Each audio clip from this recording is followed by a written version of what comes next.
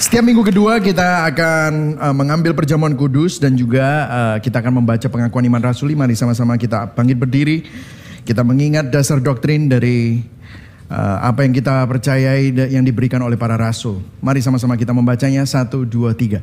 Aku percaya kepada Allah Bapa yang Maha Kuasa, Khalik langit dan bumi, dan kepada Yesus Kristus anaknya yang tunggal, Tuhan kita, yang dikandung daripada Roh Kudus, lahir dari anak darah Maria, yang menderita di bawah Pontius Pilatus, disalibkan, mati dan dikuburkan, turun ke dalam kerajaan maut, pada hari yang ketiga bangkit pula dari antara orang mati, naik ke surga, duduk di sebelah kanan Allah Bapa yang Maha Kuasa, dan akan datang dari sana untuk menghakimi orang yang hidup dan yang mati. Aku percaya kepada Roh Kudus, gereja yang kudus dan am, persekutuan orang kudus, pengampunan dosa, kebangkitan tubuh, dan hidup yang kekal. Amin. Silakan duduk saudara. Welcome to Gebion Church. Bagi saudara yang baru pertama kali hadir, kami mengucapkan selamat datang. Bagi teman-teman yang online live streaming, kami mengucapkan welcome ya. Thank you for tuning in. Kita mempunyai hashtag bukan tempat untuk orang sempurna, tapi kita semua disempurnakan oleh kuasa Injil dan kasih karunia Kristus. Nah, seperti tadi pengumuman, saya mengingatkan bagi saudara yang ingin dibaptis, saya menganjurkan saudara dapat dibaptis semester ini dengan mengambil ketiga kelas ini. Kelas katekisasi 3 kelas ini adalah bagian dari APS saudara ya. Bagi saudara yang baru mungkin sudah nggak tahu apa itu APS. Itu adalah kelas di mana saudara sebelum menjadi jemaat, saudara bisa mengambil kelas itu untuk saudara mengerti dasar dari doktrin saudara dan juga apa yang saudara percayai. Dan 3 kelas yang menjadi katekisasi baptisan itu adalah kelas-kelas yang bisa diaplikasikan untuk APS selanjutnya.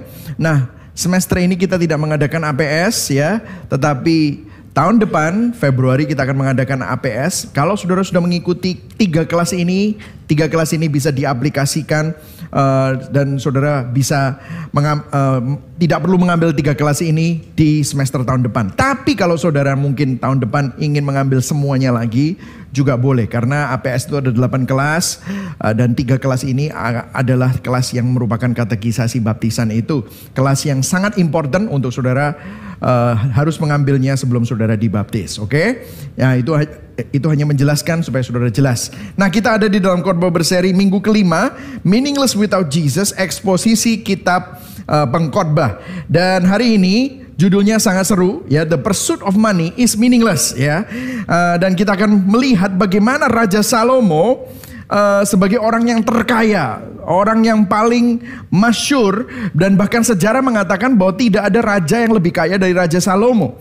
Maka dia adalah seseorang yang sangat qualified untuk bicara tentang harta, kekayaan, dan uang. Dan dia menyimpulkan harta dan kekayaan dan uang itu adalah suatu kesia-siaan juga. Jadi kalau saudara membaca kitab pengkhotbah itu adalah kitab yang cukup depressing. Saya minta saudara sabar, karena tiap kali kita membaca kitab pengkhotbah kita harus melihatnya dari lensa perjanjian baru. Dan kita akan melihat kesia-siaan apa saja waktu uang itu menjadi fokus kita. Ada duka, ada berbagai banyak duka, dan dukanya apa saja. Nah, teks kita hari ini kita akan membacanya pengkhotbah 5 ayat 9 sampai 19 dan juga pasal 6 ayat 1 dan 2. Maka kita akan membaca banyak ayat, tetapi kita akan membacanya dan memperhatikan satu demi satu. Oke, saya akan mulai yang putih, saudara meneruskan dengan warna yang biru, kita akan membacanya bergantian. Pengkhotbah 5 ayat 9. Siapa mencintai uang tidak akan puas dengan uang, dan siapa mencintai kekayaan tidak akan puas dengan penghasilannya. Ini pun sia-sia. Ayat 10. Dengan bertambahnya harta, bertambah pula orang-orang yang menghabiskannya. Dan apakah keuntungan pemiliknya selain daripada melihatnya? Enak tidurnya orang yang bekerja, baik yang makan sedikit maupun banyak. Tetapi kekenyangan orang kaya sekali-kali tidak membiarkan dia tidur. Ayat 12. Ada kemalangan yang menyedihkan kulihat di bawah matahari. Kekayaan yang disimpan oleh pemiliknya menjadi kecelakaannya sendiri. Dan kekayaan itu binasa oleh kemalangan, sehingga tak ada suatu pun padanya untuk anaknya. Ayat 14. Sebagaimana ia keluar dari kandungan ibunya, demikian juga ia akan pergi telanjang seperti ketika ia datang, dan tak diperolehnya dari jeripahnya suatu pun yang dapat dibawa dalam tangannya. Ini pun kemalangan yang menyedihkan. Sebagaimana ia datang, demikian pula ia pergi. Dan apakah keuntungan orang tadi yang telah berlelah-lelah menjaring angin? Ayat 16. Malah sepanjang umurnya ia berada dalam kegelapan dan kesedihan, mengalami mengalami banyak kesusahan, penderitaan, dan kesalahan. Lihatlah yang kuanggap baik dan tepat ialah kalau orang makan, minum, dan bersenang-senang dalam segala usaha yang dilakukan dengan jeripaya di bawah matahari selama hidup yang pendek yang dikaruniakan Allah kepadanya, sebab itulah bahagiannya. Ayat 18, setiap orang yang dikarunia Allah kekayaan dan harta benda dan kuasa untuk menikmatinya, untuk menerima bahagian dan untuk bersuka cita dalam jeripayahnya, juga itu pun karunia Allah. Tidak sering ia mengingat umurnya karena Allah membiarkan dia sibuk dengan kesenangan hatinya.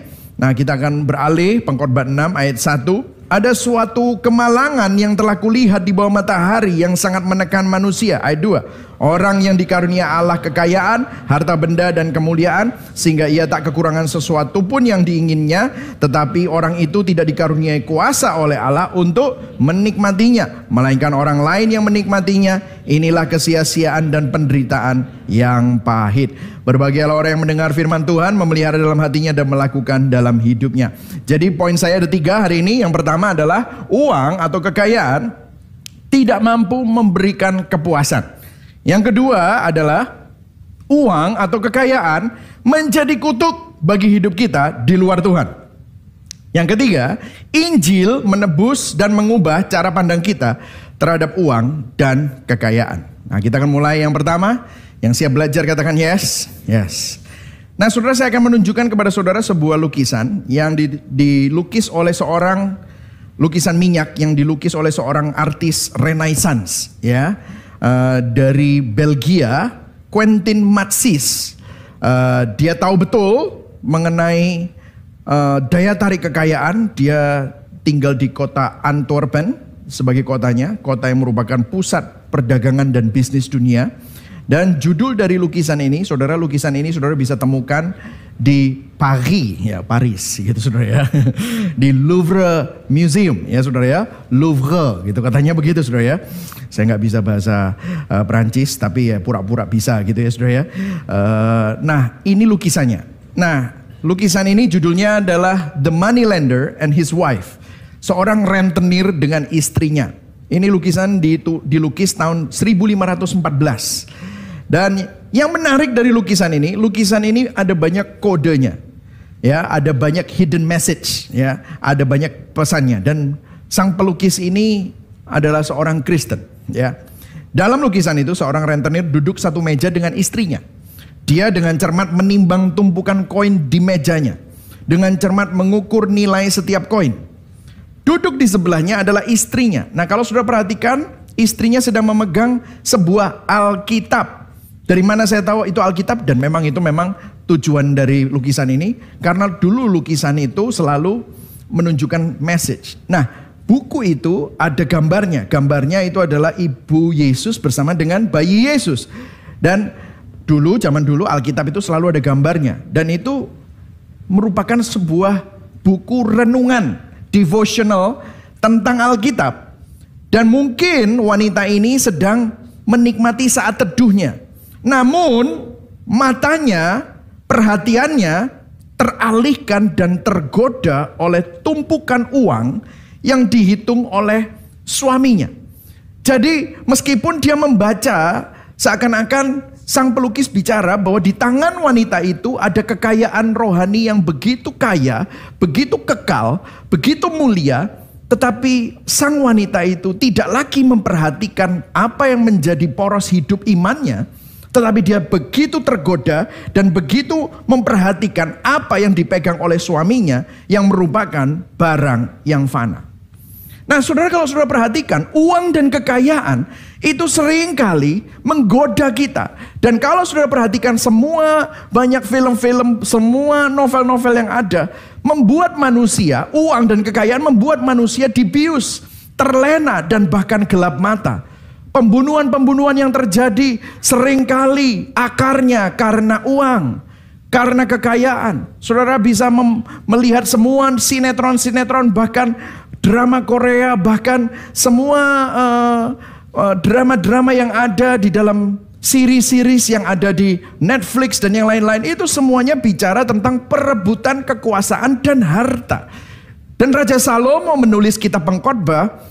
dia adalah orang yang paling qualified, dia menemukan bahwa ternyata menjadi kaya dan memiliki harta dan kekayaan yang luar biasa tidak menyelesaikan masalah manusia dan tidak membuat manusia semakin tenang. Banyak orang berpikir semakin aku banyak harta, semakin aku bisa tenang, semakin aku bisa mengalami security, keamanan. Tetapi nyatanya, faktanya, uang membuat Anda sengsara, stres, cemas. Dan Alkitab penuh dengan peringatan tentang kekayaan. Nah, Salomo yang sangat kaya menulis kitab pengkhotbah dan memberikan peringatan dan pelajaran yang membantu kita untuk melihat betapa sia-sianya kekayaan. Kalau kita perhatikan tadi ayat 9, kita baca sama-sama lagi. 1, 2, 3. Siapa mencintai uang tidak akan puas dengan apa? Dengan uang. Orang yang mencintai uang tidak akan pernah puas dengan uang. John D. Rockefeller senior adalah seorang taipan minyak Amerika dan seorang terkaya di dunia di awal tahun 1900-an. Kekayaan bersihnya, net worth-nya pada awal 1900 itu adalah $1 billion. Pada saat itu adalah sepertiga dari GDP dari United States. Jadi pendapatan per kapita Amerika pada tahun itu sepertiga, 30% itu sebenarnya kekayaannya John D. Rockefeller. Dan kalau dihitung oleh para ekonomis, kalau itu ditranslate, kalau diterjemahkan kepada kekayaan tahun 2023 bersama diperhitungkan dengan resesi dan kerugian yang akan terjadi, kekayaan John D. Rockefeller kalau tidak dibagikan oleh anak-anaknya dan tidak dipisah karena warisan-warisan, maka kalau John D. Rockefeller sampai sekarang masih hidup, dia 2,5 kali lebih kaya daripada Elon Musk. Itu seperti itu. Dan dalam sebuah interview ditanya, dari miliaran dolar yang kamu miliki Pak Rockefeller, jutaan dolar yang mana yang menjadi momen favorit Anda? Wah, di interview gitu. Kamu waktu mendapatkan jutaan dolar yang mana yang menjadi memori dan favoritmu? Dan saudara tahu apa jawabannya? Jawabannya sangat mengejutkan karena dia bilang begini, my next $1 million. Jadi $1 million, jutaan dolar yang belum saya miliki, itu akan menjadi favorit saya. Dan waktu ditanya berapa uang yang cukup baginya, Rockefeller menjawab, $1 more. Orang yang begitu kaya, orang yang begitu dibilang adalah orang yang dalam sejarah Amerika itu lebih kaya bahkan dari Elon Musk kalau dia masih hidup saat ini dan kekayaannya tidak terbagi-bagi oleh anak-anaknya. Dia bilang begitu serakahnya, dia bilang my favorite $1 million is my next $1 million. Dan ditanya, kamu cukup berapa? $1 more. Jadi semakin banyak uang, semakin banyak harta yang kita miliki, bukan kita semakin puas, namun semakin merasa tidak puas. Karena masalah ketidakpuasan itu bukan dari seberapa banyak yang kita miliki. Kita bisa punya banyak uang ataupun sedikit uang. Ketidakpuasan itu akan selalu ada. Karena akar permasalahannya bukan di jumlah uangnya, tetapi akar permasalahannya ada di hati kita semua. Coba kita tanyakan pada diri kita sendiri, kapan kita punya cukup uang? Jawabannya tidak akan pernah. Kapan kita akan puas dengan apa yang kita miliki? Jawabannya tidak akan pernah. Kemungkinan besar kalau kita tidak puas sekarang, kemungkinan besar kita tidak akan pernah puas di masa yang akan datang. Jadi jangan pernah tertipu dan kita pikir saat Anda mendapatkan omset tertentu, aset tertentu itu akan membuat jiwa Anda tenang atau memuaskan jiwa Anda. No, manusia selalu tidak pernah merasa cukup. Alistair Begg di dalam In Search of Meaning, dia menulis begini, keberdosaan hati manusia menyebabkan kita melihat segala sesuatu yang kita miliki saat ini selalu tidak cukup. Anda dapat melihat kenyataan ini pada orang-orang yang berjudi di Vegas. Saat mereka menang uang banyak, mereka langsung kembali berjudi untuk mendapatkan lebih banyak lagi uang.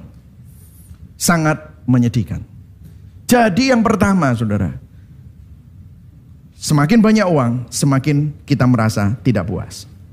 Kemudian ayat 10 dikatakan begini, dengan bertambahnya harta, bertambah pula orang-orang yang menghabiskannya. Dan apakah keuntungan pemiliknya selain daripada melihatnya. Ini yang kedua, B, 1B. Semakin banyak uang, semakin banyak harta yang kita miliki, semakin banyak orang yang menginginkannya. Coba saudara punya sejumlah uang yang besar, saudara deposit ke bank baru gitu ya, bank yang saudara tidak punya rekening baru di sana, langsung saudara besoknya atau pada saat Anda deposit, pasti saudara dimintain, ditawarin kredit card, ditawarin produk-produk. Besoknya tunggu saja, besok 2 hari lagi langsung diteleponin sama bank itu untuk kredit tanpa agunan, ya kan saudara ya? Langsung diteleponin lagi, ibu mau kredit ini, ibu mau produk ini, ibu mau ini presentasinya gini. Kreditor ingin bagian dari kekayaan Anda. Belum lagi kalau tiba-tiba Anda kaya dan tiba-tiba Anda sukses, jangan kaget, ada banyak keluarga ingin dekat sama Anda. Ada banyak teman, saya kasih tanda kutip, dekat-dekat dengan Anda. Berharap apa? Kecipratan, saudara. Tukang pajak, banyak pihak yang akan menginginkan bagian dari harta dan kekayaan itu. Banyak orang yang akan mengulurkan tangan untuk mendapat secuil porsi dari kekayaan kita. Saudara seperti main monopoli, saudara pernah main monopoli? Kalau ada 4 orang yang main monopoli, terus salah satu menang, wah dia punya banyak uang, propertinya banyak, apa yang terjadi? Kalau dia lawan 3 orang yang lain, 3 orang itu akan geng-gengan untuk ngalahin yang satu, betul atau tidak? Itu sudah terjadi dalam game, maka ini merupakan sesuatu yang natural, makanya saudara akan selalu melihat drama semakin besar saat semakin banyak uang. Keluarga Anda yang dekat-dekat, siapa tahu kecipratan, orang sales semakin gencar mendatangi Anda. Buat apa beli Toyota kalau bisa naik Tesla? Buat apa beli barang di pasar Klewer kalau Anda bisa membelinya di butik mewah? Kenapa Anda harus masak sendiri jika Anda bisa makan dengan private chef? Buat apa Anda makan di warung atau di depot kalau bisa makan di restoran mewah dengan VIP room? Ketika kita memiliki kekayaan, mulut yang ingin makan dari Anda, tangan yang ingin mendapat bagian dari secuil porsi dari kekayaan Anda, maka akan semakin banyak. Dan spending kita juga akan semakin banyak. Sehingga Notorious B.I.G., rapper yang ditembak mati oleh rivalnya, pernah rapping berkata begini, It's like the more money we come across, the more problem we see. Semakin banyak uang yang kita miliki, semakin banyak masalah yang kita alami. Saudara, saya berikan sebuah statistik yang menarik. 78% mantan pemain football NFL bangkrut hanya dalam waktu 2 tahun setelah pensiun dari olahraganya. Diperkirakan 60% pemain NBA basketball bayarannya millions in dollars dinyatakan bangkrut dalam waktu 5 tahun setelah pensiun. Dan saudara tahu di Amerika itu ada sistem namanya Mega Million Lottery. Jadi saudara bisa beli tiket kalau nomornya pas, ya. Saudara nanti bisa dapat menang lotre. Ada yang menang, ada Mega Million. 70% dari pemenang Mega Million bangkrut di dalam waktu di bawah 3 tahun. Kenapa waktu orang menang lotre, hari ini dia orang biasa, kemudian waktu menang lotre dia jadi milioner, jutawan dalam waktu yang sehari saja bisa bangkrut dan jadi miskin. Kenapa? Karena waktu mereka punya banyak uang, tiba-tiba teman-teman mereka pada minta ditraktir, keluarga mereka yang tidak terlalu kenal tiba-tiba datang ngapain? Ngutang, ya kan saudara? Pinjam duit. Tiba-tiba ada begitu banyak orang mau menawarkan kesempatan bisnis demi bisnis, bisnis opportunity yang ternyata adalah penipuan. Begitu banyak orang menawarkan kredit mobil, kredit rumah, rumah pertama, rumah kedua, kredit kendaraan, semuanya kredit. Begitu banyak sales yang datang tanpa mereka sadari, tiba-tiba semua duit yang mereka menangkan habis dan hutang mereka lebih banyak daripada duit yang mereka pegang. Sehingga akhirnya mereka bangkrut. Jadi ini keadaan dunia. Terus ayat 11. Jadi tadi udah 1A tidak akan pernah puas. 1B semakin banyak orang yang menginginkan. Nah ini 1C sampai E nanti. Banyak ya? Banyak saudara ya. Tapi tenang, cepat kok ini ya. Oke, ayat yang 11 dikatakan, enak tidurnya orang yang bekerja, baik ia makan sedikit maupun banyak. Bekerja di sini adalah orang-orang blue collar. Blue collar itu adalah orang yang pakai tubuhnya, fisiknya untuk kerja. Ya, Enak tidurnya orang yang bekerja, baik ia makan sedikit maupun banyak. Tetapi, baca sama-sama, 1, 2, 3. Kekenyangan orang kaya sekali-kali tidak membiarkan dia tidur. Jadi kalau saudara perhatikan di sini adalah 1C. Semakin banyak uang atau semakin banyak harta, kita seringkali juga semakin susah tidur atau istirahat. Pekerja biasa menggunakan fisiknya untuk bekerja, mudah tidur karena tubuhnya lelah. Namun, si kaya, orang kaya susah tidur karena pikirannya yang khawatir akan kekayaannya. Kalau ada versi komentator yang lain bilang, bukan hanya kepikiran tentang kekayaannya, tetapi karena kebanyakan makan dan asam lambung gitu saudara. Sehingga akhirnya dia nggak bisa tidur karena apa? Asam lambungnya saudara. Sidney Greidanus bilang begini. Di dalam Preaching Christ from Ecclesiastes di halaman 150 dikatakan, nafsu orang kaya untuk mendapatkan lebih banyak keuntungan sering membuat mereka susah untuk tidur dan menikmati apa yang mereka miliki. Mereka terus-menerus memikirkan tentang kesepakatan bisnis berikutnya atau resiko kemungkinan pihak yang menipu. Khawatir tentang investasi yang mungkin akan gagal atau terbangun karena khawatir akan ekonomi serta resesi. Terus dia menyimpulkan, ini sangat-sangat depressing. Kekhawatiran dan kecemasan adalah upah yang sebenarnya bagi mereka yang kaya. Wow. Saya ingat saya pernah menonton video YouTube tentang seorang pembicara motivasi yang menceritakan bagaimana orang-orang sukses dan kaya seperti Beyonce, Jay-Z, para bintang dan juga para bilioner konglomerat seperti Jeff Bezos dari Amazon atau Mark Zuckerberg dari Facebook dan Instagram yang melewatkan waktunya itu dia menjalani hari-hari tanpa tidur dan mereka melewatkan waktu makan hanya untuk business meeting. Moto mereka adalah kalau kamu bisa tidur, waktu kamu mati. Jadi makanya mereka tidur hanya 2 jam sehari, 3 jam sehari. Itulah sebabnya orang yang seperti ini sering tidak bisa tidur karena mereka mengkhawatirkan what is their next business deal. Nah bukan hanya itu, mereka yang tidak kaya pun, tetapi kalau hatinya terpaut sama uang, juga mengalami masalah kegelisahan. Salomo memperingatkan kita dalam ayat ini bahwa uang tidak membawa kedamaian, ketenangan, dan kenikmatan dalam kehidupan. Selanjutnya, Pengkhotbah 5 ayat 12-13. Ada kemalangan yang menyedihkan. Katakan sama-sama kemalangan. Kemalangan. Ini nanti saudara akan lihat kata-kata ini diulang-ulang. Ada kemalangan yang menyedihkan kulihat di bawah matahari. Kekayaan yang disimpan oleh pemiliknya menjadi kecelakaannya sendiri. Dan kekayaan itu binasa oleh kemalangan sehingga tidak ada sesuatu pun padanya untuk anaknya. Nah di dalam skenario ayat 12-13, orang yang digambarkan di ayat ini, dia kehilangan segala-galanya sampai dia nggak punya apa-apa untuk diwariskan kepada anaknya. Nah ini apa maksudnya? Ini 1D. Semakin banyak uang, semakin banyak harta, semakin banyak kerugian yang kita alami.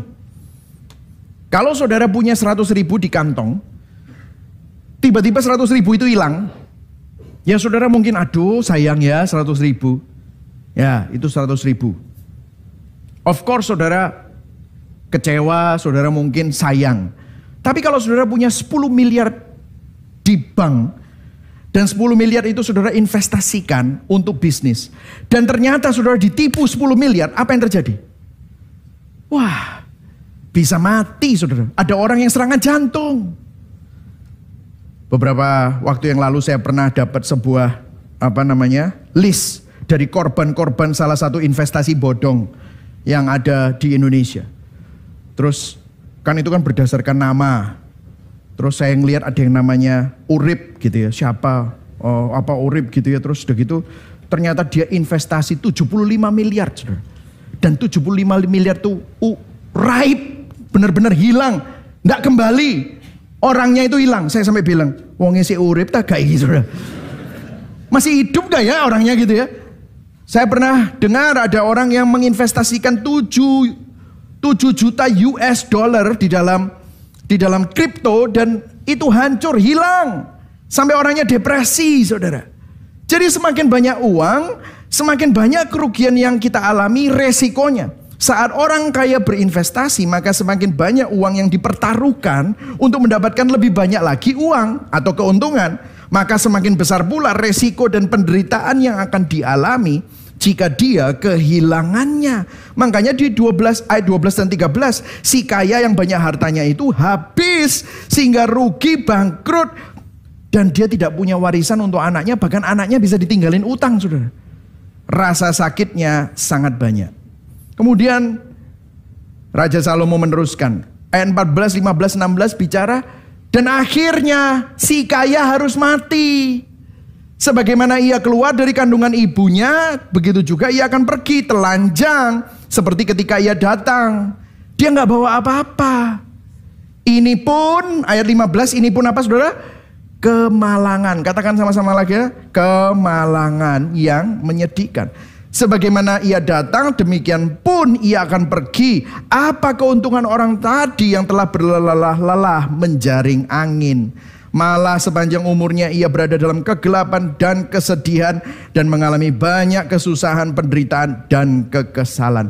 1E, semakin banyak uang atau harta saat kita mati, semakin banyak harta yang ditinggalkan.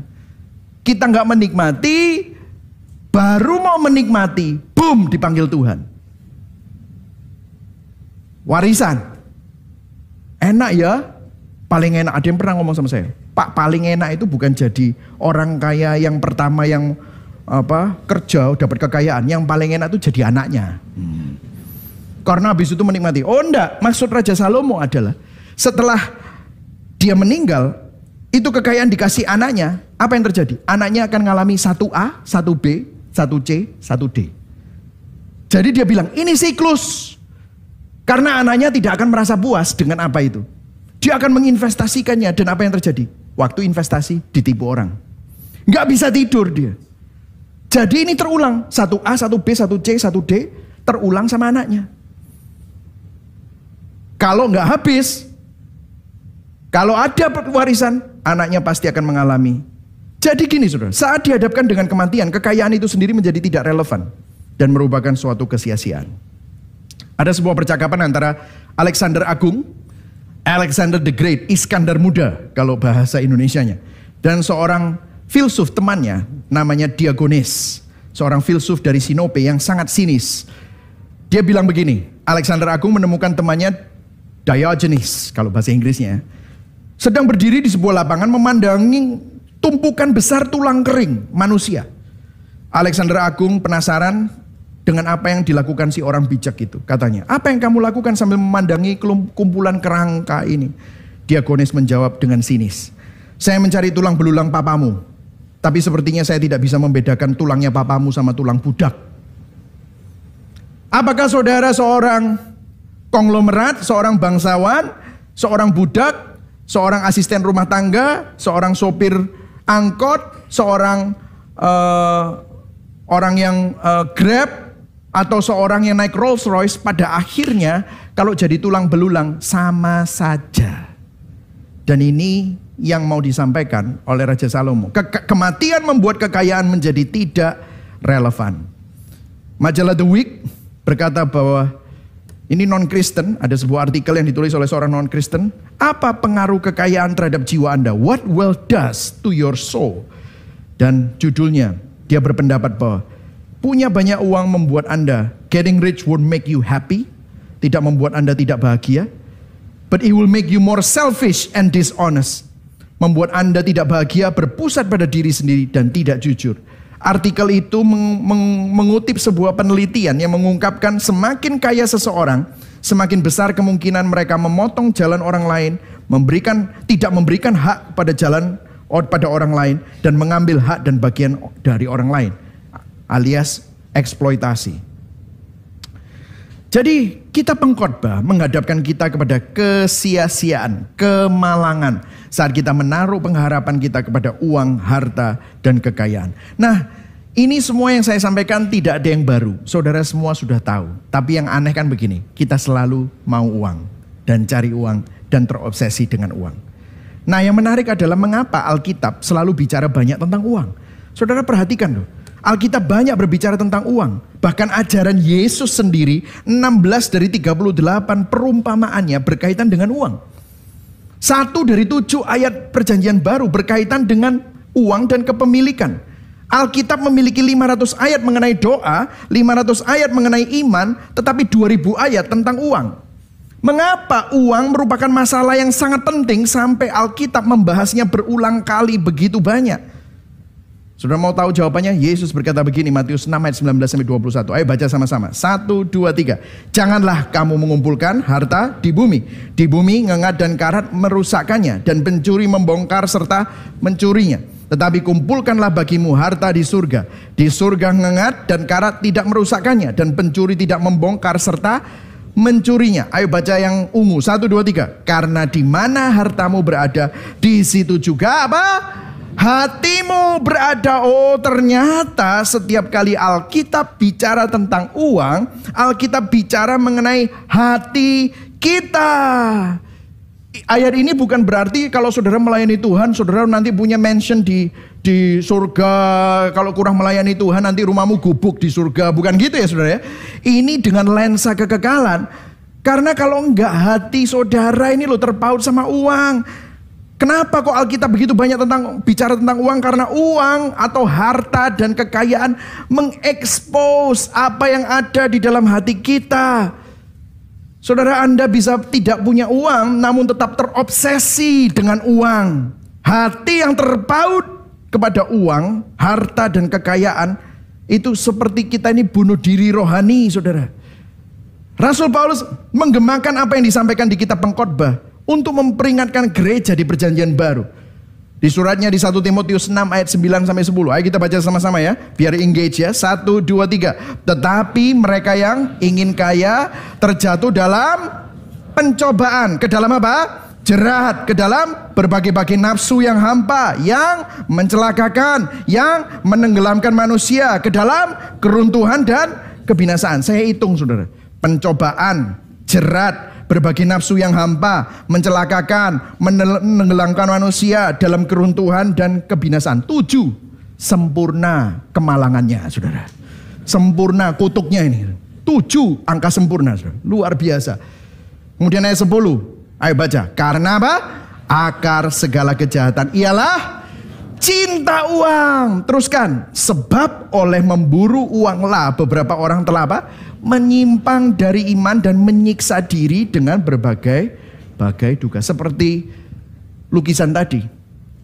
Menyimpang dari iman. Kenapa? Cinta akan uang.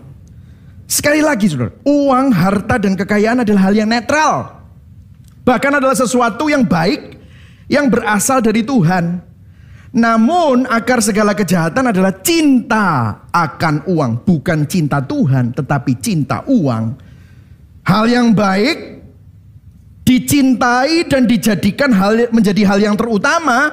Ini adalah definisi penyembahan berhala, saudara. Saat kita menjadikan uang sumber harga diri kita, sumber jati diri kita. Waktu kita memakai uang menjadi penerimaan kita, kenyamanan kita. Waktu kita pakai harta, kita merasa powerful. Dengan harta dan kekayaan berusaha mengendalikan segala sesuatu. We are control freak. Kita berusaha mengontrol segala sesuatu dengan uang. Maka kita menjadikan uang jadi berhala, saudara. Kita masuk ke dalam poin yang kedua. Uang, kekayaan menjadi kutuk bagi hidup kita. Nah, ada yang menarik di sini. Raja Salomo membuat kesimpulan. Nah, ini kesimpulannya adalah semestinya begini. Nah, ini versi yang BIMK ayat 17-19 dia bilang begini. Maka mengertilah aku bahwa yang paling baik mestinya begini. Bagi kita ialah makan, minum, menikmati hasil kerja kita selama hidup pendek yang diberikan Allah kepada kita. Itulah nasib kita. Jika seorang menerima kekayaan, harta benda dari Allah, ia diizinkan menikmati kekayaan itu. Seharusnya dia merasa bersyukur dan menikmati segala hasil kerjanya. Itu adalah pemberian Allah. Allah memenuhi hati orang itu dengan kegembiraan, maka ia tidak cemas memikirkan tentang pendeknya hidup ini. Jadi saat Salomo mengobservasi, dia bilang mestinya itu kayak gini. Tapi kemudian dia mengobservasi lagi apa yang Salomo lihat. Jadi semestinya manusia itu bisa berbahagia, menikmati semua hasil pekerjaan, bersyukur terhadap harta dan kekayaan karena itu semua berkat. Namun waktu Salomo mengobservasi, saat dia mengobservasi sikap manusia, dia mengambil kesimpulan yang berbeda. Ayat 1. Ayo baca sama-sama ayat 1. Ada kata-kata yang tadi saya mau saudara ulang-ulang lagi. 1, 2, 3. Ada suatu apa?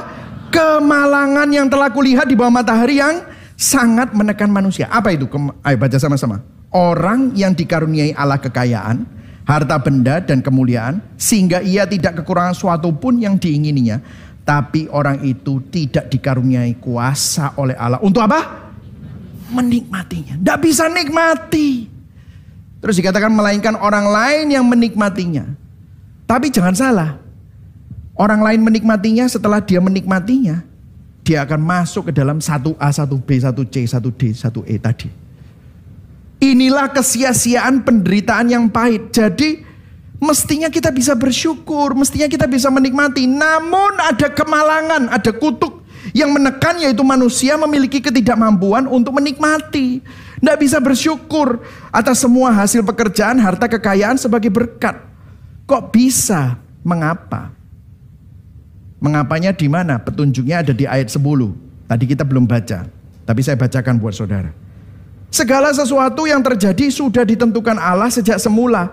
Kita hanya manusia lemah dan tidak pantas membantah Allah pencipta kita. Semakin kita berbantah-bantahan tentang nasib kita, semakin sia-sia perkataan kita. Apa maksudnya? Jadi rupanya Raja Salomo tiba-tiba ingat kejadian. Ini loh ya, kemalangan kita ini gara-gara Adam dan Hawa. Gara-gara mereka memakan buah yang dilarang itu. Dan kita semua ada di bawah kemalangan. Tidak usah berbantah-bantahan, ini nasib kita. Jadi Pengkhotbah 6 ayat 10 dan 11 adalah gema dari Kejadian 3 mengenai kejatuhan manusia di dalam dosa. Observasi ini menunjukkan bahwa karena pemberontakan Adam dan Hawa di Taman Eden, manusia hidup di bawah kutuk dosa, diusir keluar dari Taman Eden. Karena kita diusir keluar dari Taman Eden, maka sekarang kekayaan, kemakmuran itu membuat kita sengsara. Kita nggak bisa menikmati. Bukannya merasa puas, tetapi merasa selalu kurang. Kita nggak bisa bersyukur, malah kita kikir. Kita jatuh pada pemikiran bodoh. Kalau aku dapat omset segitu, kalau aku punya rumah itu, oh kalau aku naik pangkat, aku pasti bahagia. Kalau saja, kalau aku, andai saja. Kata-kata itu menjadi pemikiran kita. Kita hidup dalam keberdosaan dan hidup dalam kesia-siaan. Dan itu sama seperti Kejadian 3. Makanya Tuhan waktu Kejadian 3, Tuhan mengutuk tanah. Maka terkutuklah tanah karena engkau dengan bersusah payah engkau cari rezeki. Semak duri, rumput duri yang akan dihasilkan. Dengan berpeluh engkau akan mencari makanan. Dan satu hari engkau akan mati kembali jadi tanah. Dari situlah engkau diambil dari tanah. Sebab engkau debu dan engkau kembali menjadi debu. Jadi 2B, dosa mengakibatkan kita hidup dalam kemalangan, kutuk. Untuk terus bekerja dalam kefanaan dan kesia-siaan. Depressing ya? Inilah kehidupan manusia tanpa Tuhan. Kita masuk dalam poin yang ketiga.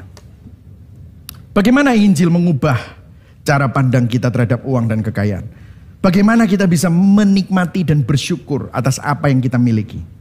Saudara, sebelum saya masuk dalam jawabannya, kalau saudara perhatikan tadi yang poin yang kedua, God mempunyai perfect plan, rencana yang sempurna. Tapi apa yang terjadi? Manusia jatuh dalam dosa. Sehingga manusia itu terpisah dari Tuhan. Dan apa yang terjadi? Manusia mengalami kemalangan. Manusia mengalami apa? Kutuk. Dan dia mengalami rusak. Manusia jadi rusak. Ini yang terjadi. Sehingga karena dosa manusia terpisah dari rencana Tuhan yang sempurna. Rencana Tuhan yang baik, good. Bahkan saya bilang good. and perfect plan. Karena dia mau jadi Tuhan, dia tidak percaya Tuhan. Akhirnya apa? Rusak. Semua yang dilakukan mengalami kemalangan dan ada di bawah kutuk. Nah, bagaimana? Apa yang menjadi solusinya? Ayat pengkhotbah ini memberikan kita petunjuk yang cukup menarik. Ayat 18 dikatakan begini. Setiap orang yang dikaruniai Allah kekayaan dan harta benda dan kuasa untuk menikmatinya, untuk menerima bahagianya, dan untuk bersuka cita dalam jeripayanya. Juga itu pun apa saudara? Karunia Allah. Petunjuknya apa? Kepuasan dari apa yang kita miliki itu anugerah dari Tuhan. Dan hal itu secara paralel digemakan oleh Rasul Paulus juga di ayat 1 Timotius 6. Sambungan dari cinta akan uang itu. Rasul Paulus berkata gini. Peringatkan kepada orang-orang kaya di dunia ini agar mereka jangan tinggi hati. Jangan berharap pada sesuatu yang tak tentu seperti kekayaan. Melainkan pada, baca sama-sama yang biru. 1, 2, 3. Allah yang dalam apa? Kekayaannya memberikan kepada kita segala sesuatu untuk dinikmati. Oke, kita dapat petunjuknya ya. Kalau kita bisa menikmati, artinya itu semua anugerah Tuhan. Nah pertanyaannya kan begini. Mengapa kita tidak bisa puas? Mengapa kita tidak bisa merasa puas, lalu merasa tidak cukup, tidak bisa menikmati berkat? Kenapa? Nah saudara, kalau kita kembali kepada kitab Kejadian. Apa yang terjadi dengan Adam dan Hawa? Waktu Adam dan Hawa makan buah yang terlarang, apa yang terjadi?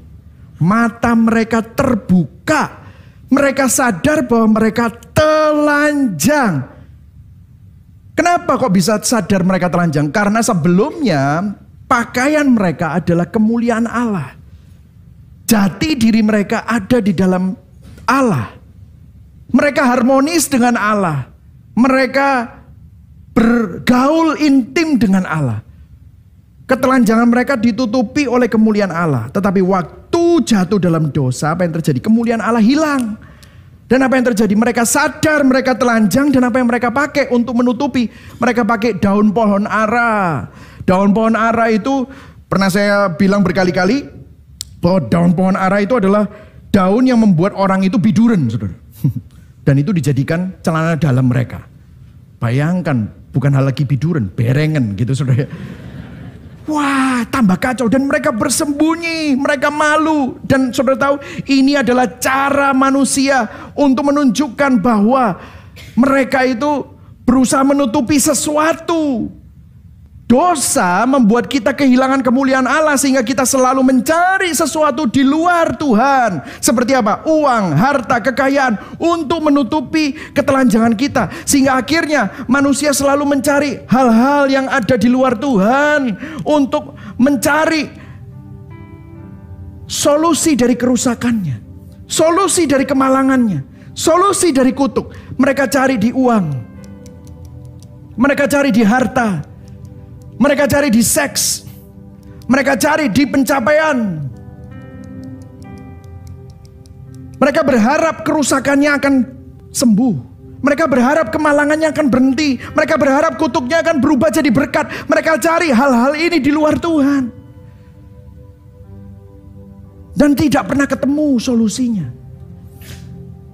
Dan kalau saudara perhatikan, kita tidak dapat menemukan kepuasan tanpa kasih karunia Tuhan. Hubungan kita dengan uang, harta, kekayaan akan selalu terdistorsi sampai Tuhan turun tangan, sampai Tuhan melakukan intervensi. Intervensi apa yang Tuhan lakukan? Kalau saudara ingat tadi, bahwa kalau kita bisa menikmati, kalau kita bisa bersyukur, itu pemberian Tuhan. Ada suatu intervensi akbar yang dilakukan Tuhan. Tuhan memberikan pemberian terbesar. Karena begitu besar kasih Allah akan dunia ini, sehingga dia mengaruniakan anaknya yang tunggal, supaya barang siapa yang percaya kepadanya tidak binasa, melainkan beroleh hidup yang kekal. Yesus berinkarnasi, masuk kepada kerusakan dunia ini, masuk kepada kemalangan dunia ini, menjadi kutuk bagi kita, mengalami kejahatan yang terbesar. dosa harus dihukum. Upah dosa yang adalah maut itu ditimpakan kepada Yesus Kristus di atas kayu salib. Di atas kayu salib dia membuat jembatan antara manusia yang rusak dengan Tuhan yang kudus, supaya barang siapa yang percaya kepadanya tidak binasa, melainkan beroleh hidup yang kekal. Tuhan memberikan pemberian terbesar, yaitu substitusi Kristus. Seharusnya kita yang dihukum, seharusnya kita yang mengalami kemalangan, bukan hanya di dunia, tapi kekal. Seharusnya kita mengalami kutuk, bukan hanya di dunia, tetapi selalu kekal. Tetapi Yesus, dia yang tidak mengenal dosa, menjadi dosa, sehingga ganjaran yang mendatangkan keselamatan itu ditimpakan kepada dia. Dia yang tertikam, dia yang bukan hanya mengalami kemalangan, tetapi kutuk itu dari Allah, murka Allah ditindaskan kepada Yesus Kristus, supaya saudara yang percaya kepadanya bertobat. Kalau saudara bertobat, saudara percaya, saudara kepada Yesus, saudara bisa kembali kepada Tuhan, kembali damai. Saudara bisa mengalami shalom. Saudara bisa mengalami keselamatan. Sehingga saudara bisa kembali kepada perfect plan. Supaya saudara tadi sudah menyanyi, God, you are so good.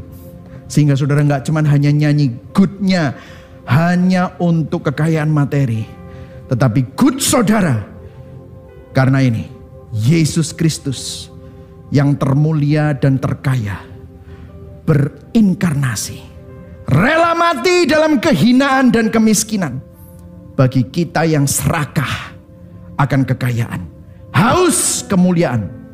Tapi Yesus bangkit dari kematian supaya kekayaan palsu saudara, kemuliaan fana kita semua diganti oleh kemuliaan dan kekayaan sejatinya. Berikan tepuk tangan buat Tuhan. Itulah Injil. Saudara tahu Yesus mengalami kerugian yang terbesar supaya saudara mengalami keuntungan yang terbesar. Yesus mengalami kemalangan yang terbesar supaya saudara dan saya menerima berkat yang terbesar. Firman Tuhan di Yesaya 53 dikatakan, oleh bilur-bilurnya kita disembuhkan. Ini bukan bicara tentang sakit jasmani, tetapi oleh bilur-bilurnya kerusakan kita disembuhkan. Yang setuju katakan amin. Oleh bilur-bilurnya kemalangan dan kutuk disembuhkan. Bilur-bilur Yesus menyembuhkan kita dari dosa. Bilur-bilur Yesus menyembuhkan kita dari keserakahan, dari kejahatan, dari kematian dan kemiskinan rohani. Itulah sebabnya 2 Korintus 8 ayat 9 berkata, ayo baca sama-sama, saya hampir selesai, 1, 2, 3. Karena kamu telah mengenal kasih karunia Tuhan kita Yesus Kristus, bahwa apa? Ia yang oleh karena siapa? Kamu, saya, katakan oleh karena saya, ya, menjadi apa? Miskin sekalipun ia kaya, supaya kamu menjadi kaya oleh karena kemiskinannya. Berikan tepuk tangan buat Tuhan Yesus sekali lagi. Wow, ini bukan bicara tentang kaya secara jasmani, saudara. Saudara saat ini mungkin saudara bilang, pastor saya belum kaya secara jasmani. Yes, tapi kalau kamu punya Yesus, kamu sangat kaya. Kamu punya harta yang gak bisa dibeli. Bahkan Elon Musk gak bisa beli harta saudara. Konglomerat yang paling kaya gak bisa beli itu. Harganya lunas dibayar di atas salib. Supaya saudara tidak hidup dalam kerusakan. Supaya saudara tidak hidup dalam kemalangan. Supaya saudara tidak hidup di dalam kutuk. Saudara, saya mau tunjukkan lagi lukisan ini. Saudara tahu lukisan ini ditulis berdasarkan Matius 6 ayat 22 sampai 24. Kata-kata Matius 6 ini adalah kata-kata Yesus sendiri. Dia bilang gini, mata adalah pelita tubuh. Jika matamu baik, teranglah seluruh tubuhmu. Jika matamu jahat, gelaplah seluruh tubuhmu. Jadi jika terang yang ada padamu gelap, betapa gelapnya kegelapan. Tidak seorang pun dapat mengabdi kepada dua tuan. Karena jika demikian, ia akan membenci yang seorang dan mengasihi yang lain. Atau ia akan setia kepada yang seorang dan tidak mengindahkan yang lain. Baca yang bawah, yang biru. 1, 2, 3. Kamu tidak dapat mengabdi kepada Allah dan kepada Mamon. Si istri, kasihan ya istrinya ini dijadikan kalau yang suaminya udah jelas mengabdi Mamon. Istrinya ini seperti Matius 6, mengabdi kepada dua, nggak bisa. Dia mau buka Alkitab, tapi matanya melihat kepada uang, nggak bisa. Lantas apa solusinya? Tadi baru kita lihat ya, salib Kristus. Ada yang menarik, sang seniman, dia seorang Kristen, memberikan petunjuk di lukisan ini. Bagaimana kita bisa dilepaskan dari keterpikatan kita terhadap Mamon. Sang seniman itu membuat sebuah kode di sana. Kalau saudara lihat di sebelah sini, sang seniman melukis sebuah cermin kecil di atas meja yang mengarah keluar. Dalam pantulannya kita melihat sebuah jendela, sinarnya membentuk gambar apa saudara? Salib. Dengan gambar seorang pria yang sedang mengulurkan tangan ke salib. Manusia, pria yang ada di dalam cermin itu adalah sang seniman Quentin Matsis, yang menuntun kita dan menunjukkan kita kepada salib. Bagaimana kita bisa lepas dari tirani uang dalam jiwa kita dengan memandang kepada salib Kristus. Sehingga saudara tidak lagi hidup dalam kemalangan, tapi saudara hidup di dalam berkat. The good and perfect plan of God. Berkat itu bukan melulu berkat jasmani, tetapi berkat kecukupan. Berkat bahwa saudara bisa menikmati. Berkat bahwa saudara sadar bahwa segala sesuatu yang ada dalam hidupmu adalah pemberian Tuhan. Karena Dia sudah memberi saudara keselamatan, maka segala sesuatu yang ada di dalam hidupmu juga karena kebaikannya, baik maupun buruk. Pertanyaan reflektifnya, apa yang kita kejar dalam hidup ini? Apa yang menjadi obsesi dan beban pikiran kita? Apakah itu uang, harta, dan kekayaan? Sadarkah kita bahwa jika kita selalu merasa kurang, selalu tidak puas, seperti Raja Salomo bilang, itu ada kekekalan yang ada di dalam hati kita. Yang sebenarnya kita butuhkan bukan uang, tetapi yang kita butuhkan adalah Tuhan. Yang setuju katakan amin. Sudahkah hati kita diintervensi oleh Tuhan dengan pemberian mulianya, yaitu substitusi karya salib Kristus? Apakah mata hati kita dikalibrasi, pandang kepada salib Kristus? Gospel response-nya, kita perlu bertobat saudara, dari obsesi dan mencari makna dalam uang. Ingat, terimalah pemberian mulia, yaitu substitusi Kristus, bahwa Dia yang terkaya menjadi termiskin bagi kita, supaya kita menerima kekayaan sejatinya. Biarlah mata hati kita disembuhkan oleh bilur-bilur Yesus. Amin. Mari sama-sama kita bangkit berdiri. Saudara diberkati hari ini. Amin saudara. Kita tidak hidup untuk bekerja karena Injil. Kita tidak hidup untuk kerja dan cari uang. Namun kita kerja untuk hidup bagi Tuhan. Yang setuju katakan amin. Karena Injil kita tidak memberhalakan berkat, namun kita berelasi dengan Sang Pemberi berkat sehingga kita bisa menikmati berkatnya. Karena Injil kita tidak lagi hidup mencari berkat materi, karena kita memiliki berkat kekayaan sejati, yaitu Yesus Kristus yang menebus kita menjadi miliknya. Mari kita sama-sama naikkan lagu ini sebagai respon kita kepada Tuhan. Apalah arti hidupku, bukan pada kekuatanku, namun di tubuh lukanya, di salib. Bukan di kuat gagahku ataupun kebanggaanku, namun di dalam darahnya, di salib. Katakan sama-sama bersuka. Ku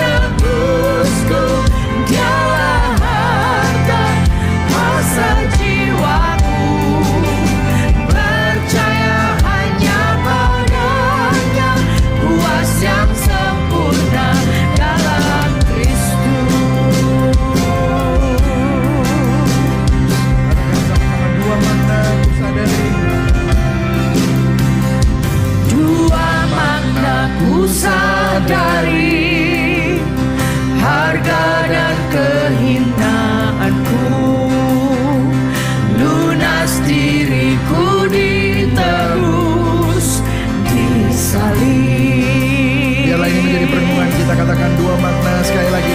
Dua makna ku sadari, harga dan kehinaanmu, lunas diriku ditebus di salib. Basuh tangan penebusku, dialah harta hasrat jiwaku. Percaya hanya padanya, puas yang sempurna dalam Kristus. Basuh tangan penebusku, dialah harta hasrat jiwaku. Percaya hanya padanya, puas yang sempurna dalam Kristus. Puas yang sempurna dalam Kristus. Puas yang sempurna dalam Kristus. Kita ambil waktu sebelum kita mengambil perjamuan kudus. Kita bertobat di hadapan Tuhan. Seringkali di dalam apa yang kita pikirkan dan kita kejar dalam hidup ini, kita bilang kita cinta Tuhan. Tapi seringkali yang menjadi obsesi dan beban pikiran kita adalah hal yang fana, harta, kekayaan. Sadarkah saudara, waktu saudara merasa kurang, saudara merasa cemas, saudara merasa ketidakpuasan, itu adalah kekekalan yang Tuhan taruh di dalam hati saudara. Yang sebenarnya yang kita butuhkan bukan uang, tetapi Tuhan. Itulah sebabnya saudara nggak bisa menikmati. Saudara selalu cemas. Buka hatimu. Hari ini ada beberapa dari saudara mungkin belum diintervensi oleh Tuhan dengan pemberian mulianya. Tuhan mau bicara sama saudara hari ini. Tuhan mau menjamah saudara. Biarlah substitusi karya salib Kristus bukan hanya menjadi teori, tetapi hatimu terbuka, hatimu mendengar, hatimu dikalibrasi, mata hatimu memandang salibnya. Tidak ada kebahagiaan di luar Kristus. Itulah sebabnya engkau selalu cari-cari dan hatimu tidak pernah puas. Hari ini bertobat di hadapan Tuhan, percaya kepadanya. Minta sama Tuhan, Tuhan aku butuh Engkau. Aku butuh Engkau kalibrasi hatiku yang mudah untuk sekali berpaling. Mudah sekali hatiku lari dari Engkau. Biarlah aku dapat melihat keindahan salib Kristus yang lebih indah daripada apa yang dunia tawarkan. Saudara, hari ini bukan hanya saudara mendengar Injil, tapi hari ini saudara memperagakan Injil. Hari ini saudara mengambil sakramen perjamuan kudus, di mana engkau diingatkan bahwa engkau milik Tuhan. Saudara bisa ambil roti dan anggur. Sakramen perjamuan kudus adalah peragaan Injil, di mana melalui sakramen ini engkau diingatkan bahwa Kristus bersama dengan engkau, bersatu dengan engkau, bersekutu dengan engkau. Hidupmu milik Kristus. Barang siapa yang percaya kepadanya tidak binasa, melainkan beroleh hidup yang kekal. Engkau ada di dalam Kristus. Mari sama-sama kita angkat roti ini. Jemaat yang dikasihi Kristus, sebab apa yang telah kuteruskan kepadamu telah kuterima dari Tuhan, yaitu bahwa Tuhan Yesus pada malam waktu ia diserahkan mengambil roti. Sesudah ia mengucap syukur atasnya, ia memecah-mecahkannya dan berkata, inilah tubuhku yang diserahkan bagi kamu. Perbuatlah ini menjadi peringatan akan aku. Bukankah roti yang kita angkat ini adalah persekutuan kita dengan tubuh Kristus? Yang setuju katakan amin. Amin. Mari sama-sama makan di dalam nama Yesus.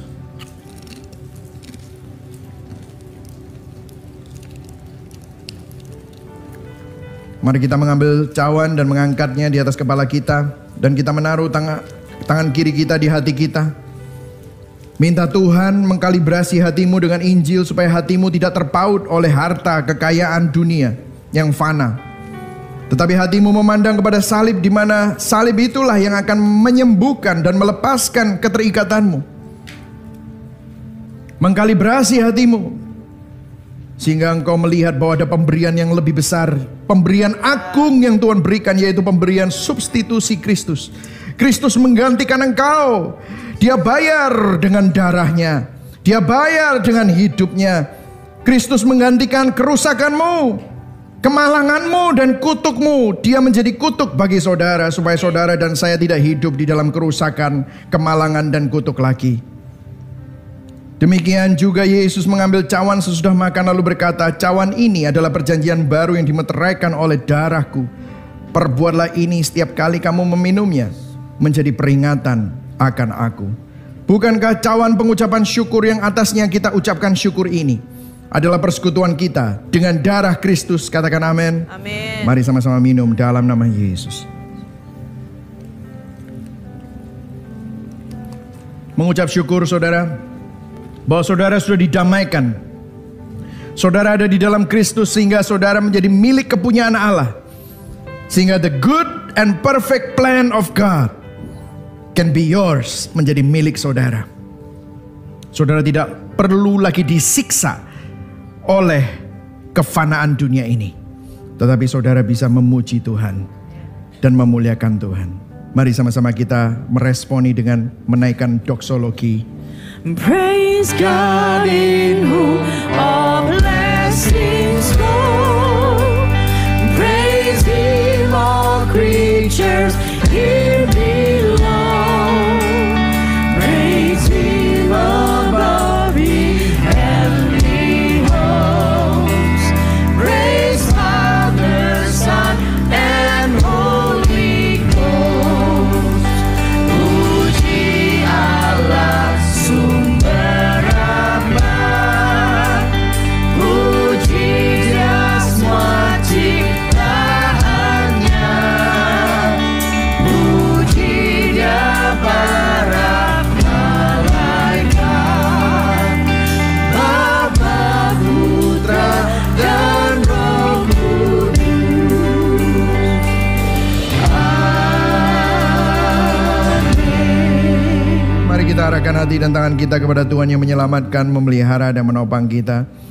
Jemaat dikasih Kristus, hidupmu tidak lagi dikuasai kutuk, tetapi berkat melimpah di dalam hidupmu karena Kristus. Karena karyanya di atas kayu salib, engkau menjadi milik Allah, milik kepunyaan Allah, bahkan anak-anak Allah. Jemaat dikasih Kristus, Tuhan memberkati engkau dan melindungi engkau. Tuhan menyinari engkau dengan wajahnya dan memberikan engkau kasih karunia. Tuhan menghadapkan wajahnya kepadamu dan memberikan engkau shalom, damai sejahtera.